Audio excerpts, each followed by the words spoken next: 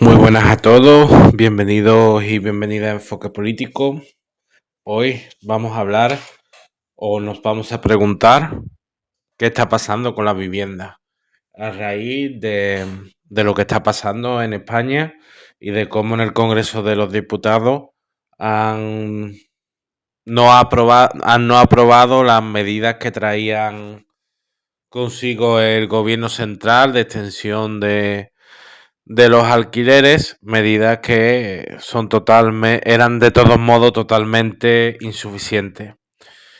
Pero, ¿por qué algo tan básico como tener un lugar donde vivir se ha convertido en uno de los mayores problemas de nuestra sociedad? Porque no estamos hablando solo de precios altos, estamos hablando de algo más profundo, de un sistema que convierte la necesidad humana en un activo financiero. Hoy vamos a analizar el problema de la vivienda desde una perspectiva de clase y para hacerlo vamos a conectar con lo que está pasando hoy, con lo que ya explicó hace más de un siglo Friedrich Engels, porque quizás el problema no es nuevo y quizá tampoco tiene una solución dentro del propio sistema. Empecemos por una idea clave. La vivienda no siempre fue un activo financiero, es ante todo un bien de uso, un lugar donde vivir. Pero dentro del capitalismo todo tiende a convertirse en una mercancía. Y cuando una sociedad empieza a tener problemas económicos, el capital busca refugio, busca seguridad, rentabilidad. Y ahí aparece la vivienda como en siglos atrás aparecía la tierra. No porque alguien decida de repente especular, sino porque el propio sistema empuja a ello. Comprar vivienda se convierte en una estrategia racional para asegurar ingresos, proteger ahorros y para completar futuras pensiones. Y esto genera una transformación brutal. La vivienda deja de construirse para vivir y empieza a comprarse para invertir. Engels ya lo decía claramente. Mientras la vivienda sea una mercancía, el problema nunca desaparecerá. Aquí aparece otro elemento fundamental, la renta.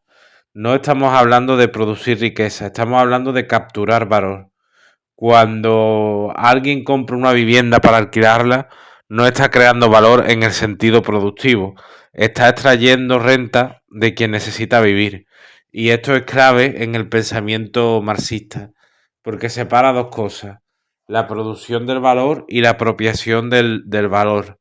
La vivienda se sitúa claramente en lo segundo, en la apropiación del valor, no crea un valor nuevo. Y cuando más peso tiene esto en la economía, más dependemos de actividades que no generan riqueza real. Esto explica por qué hoy la vivienda puede parecer más rentable que trabajar o producir. Y eso es una señal de un desequilibrio profundo de la economía. Ahora ampliemos el foco. ¿Por qué ocurre esto ahora con tanta intensidad? Porque la estructura económica ha cambiado. Europa y especialmente países como España han dejado de ser economías productivas fuertes. La industria pierde peso y en su lugar se crean los servicios. Turismo, hostelería, comercio, sectores que generan empleo, sí, pero empleo precario, mal pagado, inestable. Y aquí aparece una contradicción brutal. El sistema necesita trabajadores, pero no les paga lo suficiente como para vivir donde trabajan. Esto genera un desajuste estructural. Salarios que no acompañan, los precios de la vivienda suben. Resultado es que acceder a una vivienda digna se vuelve cada vez más difícil. Y esto no es solo economía, es vida, porque la vivienda no es solo un gasto, es la base sobre la que se construye todo lo demás. Sin vivienda estable no hay estabilidad vital, formar una familia se vuelve complicado, planificar a largo plazo imposible, tener hijos una decisión cada vez más difícil. Aquí ocurre algo interesante. Cada vez hay más personas que acaban dependizándose, viviendo solas.